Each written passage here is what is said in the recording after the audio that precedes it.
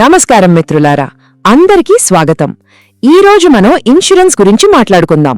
అయ్యో, పెద్ద పెద్ద మాటలనుకోకండి. అచ్చం ఒక కథలాగా చాలా సరళంగా ప్రేమగా నేర్చుకుందాం. ఇది చాలా సులభం, సరేనా? మనం స్కూల్లో పుస్తకాలు చదువుతాం కదా, అందులో అన్నీ ఎంత చక్కగా చాప్టర్ 1 తర్వాత చాప్టర్ 2 అని వరుసగా వస్తాయి. కానీ మన నిజ జీవితం అలా కాదు. జీవితంలో వచ్చే పెద్ద పెద్ద పరీక్షలు ముందుగా చెప్పే రావు, అవును కదా?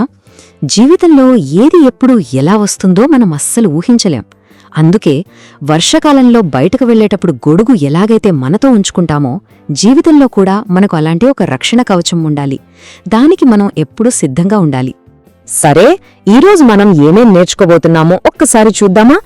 జీవితంలో సడన్ గా వచ్చే పరీక్షల నుండి మన కుటుంబాన్ని ఎలా కాపాడుకోవాలో, ఇలాంటి ముఖ్యమైన విషయాలన్నీ మాట్లాడుకుందాం. ఇది ముగిసేసరికి ఇన్సూరెన్స్ అంటే మీలో ఉన్న భయాలన్నీ పోయి మంచి ధైర్యం వస్తుంది. పదండి, మన ప్రయాణం మొదలు పెడదాం. ఈరోజు మనం పుస్తకాల్లో ఉండే కష్టమైన పదాలతో కాకుండా మనలాంటి మనుషుల నిజ జీవిత కథల ద్వారా నేర్చుకుందాం. ఎందుకంటే కథలు మనకు బాగా గుర్తుంటాయి కదా. సరే మిత్రులారా, మన కథ మొదలవుతోంది. మొదటగా మనలో చాలా మందిలాంటి ఒక యంగ్ ఫ్రెండ్ని కలుద్దాం. అతని కథ నుండి మనం ఏం నేర్చుకోవచ్చో చూద్దాం. ఇతని పేరు రోహన్. వయసు 26 సంవత్సరాలు. ఇప్పుడిప్పుడే ఐటీలో కొత్త ఉద్యోగం వచ్చింది. మనలో చాలామందిలాగే మంచి ఆరోగ్యంతో ఏ చింతలు లేకుండా సరదాగా ఉన్నాడు.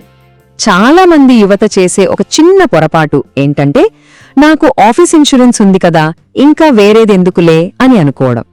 అది ఎలా ఉంటుందంటే, అందరూ కలిసి ఒకే చిన్న టిఫిన్ బాక్స్ను పంచుకోవడం లాంటిది. అనుకోని అవసరం వస్తే అది సరిపోకపోవచ్చు.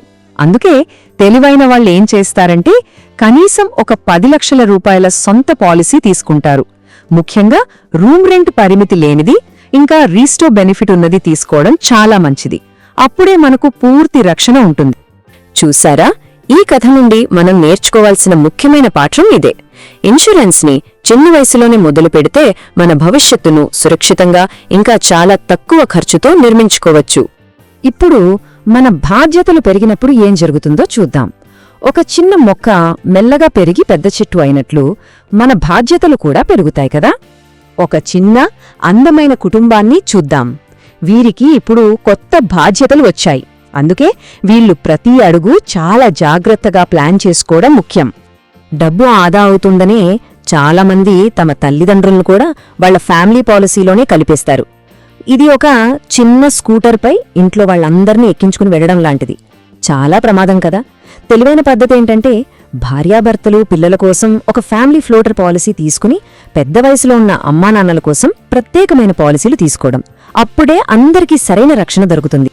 వేరువేరు వయసుల వారికి వేరువేరు రక్షణ అవసరం.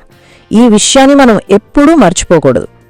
ఇప్పుడు మనల్ని కంటికి రెప్పలా కాపాడుకున్న మన ప్రియమైన తల్లిదండ్రుల గురించి ఆలోచిద్దాం. వారికి మన సంరక్షణ ఇప్పుడు చాలా అవసరం. ఆరోగ్యం గురించి నిజం చెప్పడం అంటే, డాక్టర్కి వెళ్లి మనకు సరిగ్గా ఎక్కడ నొప్పిగా ఉందో చెప్పడం లాంటిది. అప్పుడే కదా వాళ్ళు సరైన మందివ్వగలరు. అమ్మానాన్నల విషయంలో కూడా అంతే. వాళ్ల ఆరోగ్య సమస్యలన్నింటినీ నిజాయితీగా చెప్పాలి. దీనివల్ల కోపే ఉండొచ్చు, అంటే బిల్లులో మనం కూడా కొంత భాగం కట్టాల్సి రావచ్చు. కానీ క్లెయిమ్ తిరస్కరణకు గురయ్యే ప్రమాదం అస్సలు ఉండదు. దయచేసి గుర్తుంచుకోండి, మొదట్లో మనం చెప్పే ఒక్క నిజం తర్వాత రాబోయే ఎన్నో బాధలను కష్టాలను ఆపుతుంది. సరే, ఇప్పుడు మనం రోడ్డు మీద మనకు కనిపించని 2 పెద్ద గుంతల గురించి తెలుసుకుందాం. చాలామంది తెలియక ఇందులో పడిపోతారు, కాని మనం జాగ్రత్తగా వాటిని తప్పించుకుని వెళ్దాం. వెయిటింగ్ పీరియడ్ అంటే ఏంటో ఒక చిన్న ఉదాహరణతో చెప్తాను. మనం ఈరోజు ఒక మామిడి చెట్టుని నాటి పండ్లు కావాలంటే కొన్ని సంవత్సరాలు ఆగాలి కదా. నాటిన మరుసటి రోజే మామిడి పండ్లు వచ్చాయో కదా. ఇన్సూరెన్స్ కూడా అచ్చమంతే. మనం గుర్తుంచుకోవాల్సిందేంటంటే, ఇన్సూరెన్స్ అనేది భవిష్యత్తులో మనం అనుకోకుండా వచ్చే సమస్యల కోసం, అప్పటికే మనతో ఉన్న సమస్యల కోసం కాదు. ఇప్పుడు ఈ టేబుల్ని చాలా జాగ్రత్తగా గమనిద్దాం, సరేనా? చూడండి, మీ పాలసీ ప్రకారం రోజుకి రూమ్ రెంట్ లిమిట్ 5,000 రూపాయలు. కానీ మీరు 8,000 రూపాయల గదిని ఎంచుకున్నారు. అప్పుడు ఇన్సూరెన్స్ కంపెనీ ఏం చేస్తుందంటే, ఆ అదనపు 3,000 కాకుండా మీ మొత్తం 4 లక్షల బిల్లులో కూడా కోత విధిస్తుంది. అందుకే చూడండి, వాళ్ళు కేవలం 2.5 లక్షలు మాత్రమే చెల్లించారు. మీరు మీ జేబు నుండి 1,50,000 కట్టాల్సి వచ్చింది. ఇది చాలా పెద్ద నష్టం కదా. అందుకే ఎప్పుడూ రూమ్ రెంట్ పరిమితి లేని పాలసీని ఎంచుకోవడం చాలా మంచిది, లేదా కనీసం మన పాలసీలో అనుమతించిన గదిలోనే ఉండటం చాలా ముఖ్యం.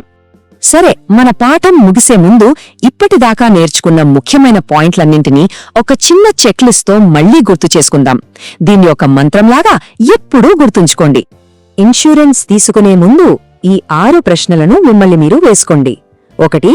సమ్ ఇన్షూర్డ్ అంటే పాలసీ మొత్తం మనకు సరిపోతుందా? 2. రూమ్ రెంట్ పరిమితి ఉందా? ఇదెంత ముఖ్యమో ఇందాకే చూశాం. 3.